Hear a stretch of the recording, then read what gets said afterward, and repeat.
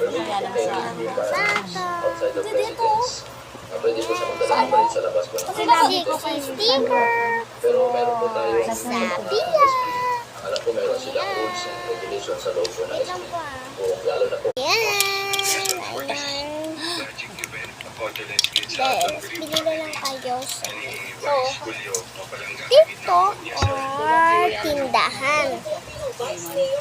Yan. Marami po ako sticker. sa bebe. Yes, Baka gusto mo umorder ng ano. Teka, hindi siya ang live. Bawal po manghingi sa mga hindi ko kilala. Hindi ba ka? Place value. B. Number 1.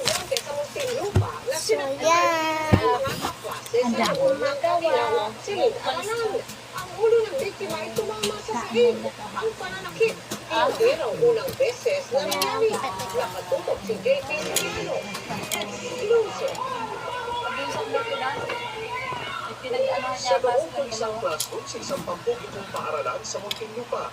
Makikita ang isang babaeng estudyanteng nasa lapag habang hinihila ang kanyang buho ng kapwa estudyante. Nakapalibot sa kanila ang ilan pang mag-aaral. Ang video ay binahagi sa GMA Integrated News ng nanay ng sinasaktang 15 anyos na bata. Sabi niya nasa ospital pa rin ang kanyang anak. Wala nang mangyari ito noong Lunes. Nakaranas daw kasi ang anak ng pagkakilo. Bitbit ng mga kable. Dahil ilan lang nakakabit pa sa mga poste pero hinihila.